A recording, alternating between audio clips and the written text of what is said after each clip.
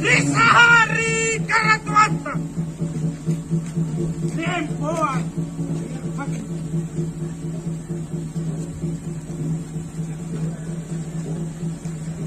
Biarinne Bukur tani kadoa Jangan tani pagi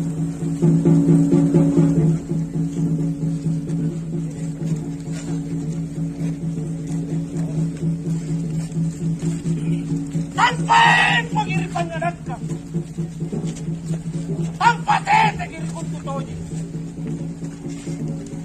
kusala de sina unik sara para laki pa kolo ya kolo saya ikat te agi kar ini kan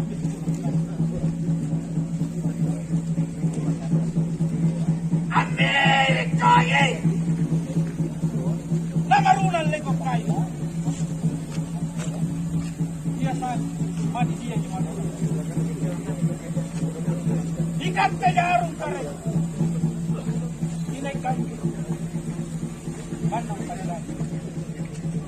alin nang kajaru kanan minawang banang panjay dia saat lampu maka na mama kimain ka rin, hinay kami manggauka. Panya mo mama kimain, hinay kami mapalupan. Nagikinig-kinig sa isalang. Dunay ka na iya sa narumpay ganyan lang. Paan ka nirak, Indra Batejok. Bawa ka na riboko, pasan ka nagtanyan. Tumag ka na iya sa narumpay. Ikaw pa yun arong ko na dekata, dasi na dati na sa mga taala, salamat.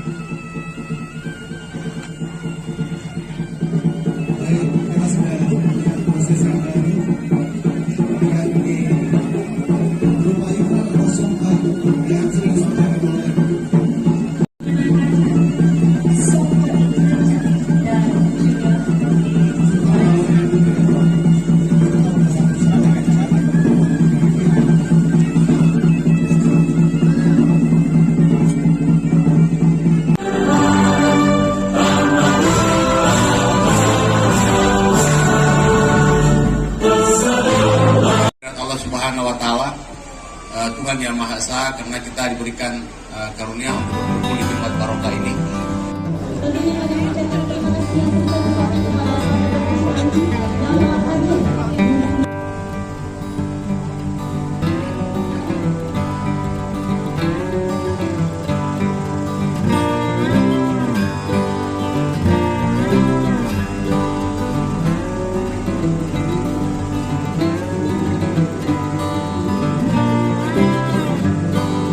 Kemudian ekspor rumput laut desa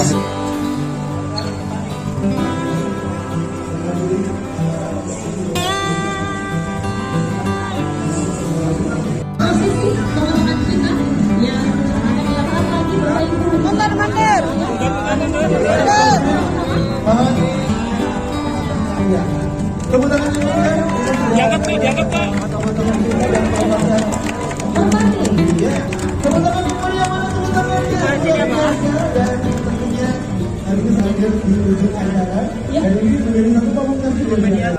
Kalau ngomong tentang desa, sebenarnya Astra ini perusahaan publik yang sebenarnya kan tidak berhubungan langsung dengan masyarakat pedesaan, tapi kami melihat dalam implementasinya keempat pilar dari CSR perusahaan Astra, yaitu kesehatan, pendidikan, lingkungan, dan kewirausahaan.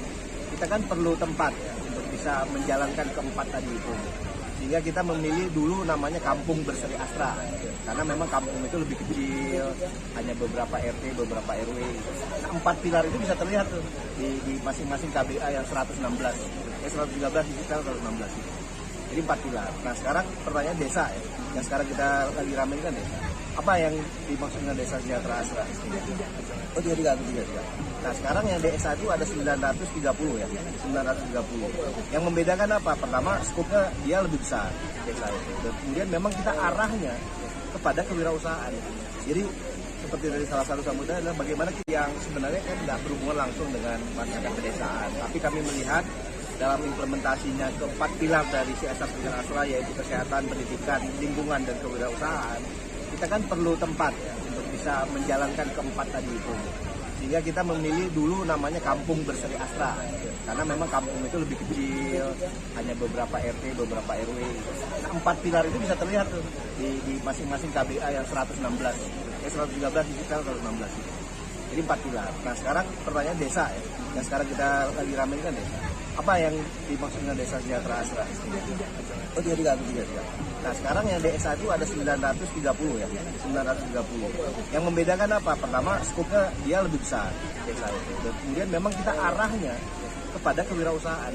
Jadi seperti dari salah satu sambutan adalah bagaimana kita meningkatkan pendapatan dulu, karena dengan pendapatan ini mudah-mudahan ya mereka bisa akan sekolah, mudah-mudahan mereka bisa memperbaiki sanitasi rumahnya, mudah-mudahan mereka bisa memperbaiki lingkungannya gitu. Kalau yang tadi kampung 4 pilar sekaligus memang berat gitu. Kenapa? Karena semuanya mesti kerja. Nah Astra itu effortnya luar biasa untuk membangun kampung dengan 4 pilar tadi itu. Akhirnya kami memilih salah satunya adalah desa dengan cakupan lebih luas, tapi memang fokusnya pada peningkatan pendapatan. Makanya kalau lihat dari 930 itu ada 4 gugus. Ya baik. Jadi 4 gugus itu adalah sesuai dengan potensi daerahnya. Ada gugus perikanan, ada gugus pertanian, ada gugus kopi, dan ada gugus kriya wisata dan budaya. Nah kayak kopi ya, sebenarnya Indonesia ini kan luar biasa kopinya. Cuman kan sering sekali mereka tuh bisa karena pelatihannya kurang atau akses pasarnya yang terbatas. Nah Astra kan punya kerjasama, kita punya kerjasama sama Kementerian Perdagangan, kerjasama dengan beberapa atase, beberapa duta besar, itu yang kita buka, sehingga mereka bisa langsung ekspor. Ya itu, memang sekarang ini tugas kita itu adalah membuat desa-desa itu jadi naik kelas. Karena kalau seperti model yang seperti yang lama, mohon maaf ya, banyak sekali dana desa itu kan infrastruktur yang tidak mendukung pada sesuatu yang bisa mendukung daerah itu. Mereka ditargetkan untuk segala mengeksekusi, tapi kan belum tentu akan bermanfaat langsung. Itu yang kita ingin dorong, dan saya sudah minta sama Kementerian Desa kalau bisa didorong juga yang memang fokusnya apa. Jadi kalau misalnya di rumput laut, nah tolong buatlah fasilitas untuk mendukung rumput laut. Kalau dia misalnya kayak perikanan, kayak di sini kan tadi Pak Gubernur bilang mau buat kayak apartemen ikan istilahnya, rumah ikan. Nah, kita seneng tuh kalau kayak gitu. Ada target khusus nggak Pak untuk tahun ini? Sebenarnya kami di Desa Sejahtera Astra itu ada kayak grading ya. Ada grading, Sejahtera Astra itu ada kayak grading ya. Ada grading, dan kalau secara umum lah bahasa, kalau grading itu terlalu teknis ya. Kalau secara umum kita ingin mereka naik kelas. Naik kelas itu indikasinya apa? Salah satu peningkatan pendapatan. Jadi ada pengukuran indikatornya peningkatan pendapatan, jumlah masyarakat yang terlibat, ya, cakupannya berapa luas. Jadi bagi kami, bagi Astra yang sebenarnya nggak ada untung apa-apa kita di sini secara langsung ya, tapi memberikan peningkatan pendapatan kepada mereka itu sebuah kebahagiaan juga buat kami melihat bahwa ternyata dari dana CSR Astra ini bermanfaat buat masyarakat. Nah, tujuannya apa? Ya sejahtera bersama bangsa. Jadi mimpi besarnya Astra itu kan sejahtera bersama bangsa. Dengan cara apa? Ya pelan-pelan kita ngangkat mereka yang punya jeruk, yang punya anggur, yang punya ikan, dan segala macam. Pak, biasanya permasalahan paling mendasar ada di mana sih? Kalau kami lihat ya, ini ada Mas Bima ya sama teman-teman ya. Permasalahan paling dasar itu kan kebanyakan mereka itu tidak apa ya, fokus dan tidak bersatu. Makanya sekarang pemerintah kan sebenarnya udah bagus juga, ada one village one product. Nah, kalau dia sendiri kayak sapu lidi gitu, dia nggak akan bisa berjalan, tapi begitu pas digabungkan, maka dia akan menjadi sesuatu. Makanya Astra pun pada saat menjalankan itu punya 4 hal besar yang dilakukan. Pertama adalah pelatihan dulu, agar mereka tahu nih, buat rumput laut yang bagus gimana. Saya lihat rumput laut di sini bandingin sama Nusa Tenggara Timur, makanya tadi saya tanya, Nusa Tenggara Timur itu ada jamur-jamur putih, kenapa? ternyata mungkin pada saat pengolahannya ada bermasalah, atau pada saat di airnya itu mereka juga nggak perhatikan di mana dia taruh rumput laut. Jadi pertama kali pelatihan. Kemudian yang kedua yang kita lakukan adalah peningkatan kompetensi dari pengelolaannya, jadi institusinya. Jadi kalau mereka latihan aja tapi nggak pernah dikelompokkan dalam satu pondok asra itu kayak perusahaan ya. Kalau mereka tuh ada bumdesnya, ada bumdes sama organisasi gitu. Organisasinya. Jadi ada individu ditingkatkan otaknya, kemudian kedua organisasi. Yang kedua. Yang ketiga baru uang. Nggak kembali uang duluan. Nah, memang banyak yang susah yang kita itu adalah pada saat mau diadakan pelatihan itu, Mbak, yang mereka tanya, Pak, uang transportnya berapa? Kita kan, waduh, ini kita bukan bagi-bagi uang, kita mau ngangkat yang Anda. Akhirnya beberapa kita nggak ikut. Baru setelah ada tadi pelatihan, ada organisasi, dan kemudian fasilitas modal dan pemasaran, baru yang terakhir itu jadi apa itu? Pasar. Market. Itu kritikal karena udah ada pelatihan udah bagus, organisasi ada, uang ada, market nggak ada, berhenti semua nih. Jadi ini penting, makanya 4 ini yang kita lakukan ke masing-masing jenis, nggak kita sendiri yang ngerjain. Nah jadi yang kita kalau memang mau dianggap sebagai sebuah keberhasilan, ini kami ini menggarap banyak pihak, BPM, UNI, IAIN gitu kan. Di masing-masing daerah kita ngajak kampus-kampus karena yang ngerti rumput laut, nilam saya nggak ngerti. Kita mengundang pihak-pihak lain. Nah, ikan ini Aruna ini luar biasa, anak-anak muda sekarang yang kreatif ya, dia punya teknologi dan kemudian pasarnya ada. Jadi 4 hal itu yang kita kerjakan, termasuk di kopi, termasuk di kria, termasuk di perikanan dan pertanian. Kan desa itu ada berapa? 17.000. Iya, 74.000. 74.000 desa itu. Kami cuma dapat 330. Kok cuma segitu, Pak? Ini pertanyaannya. Ternyata nggak semua desa bisa siap untuk menerima maunya kami. Karena beberapa desa itu nggak siap secara organisasi, nggak siap secara orangnya, dan yang paling penting adalah local champion.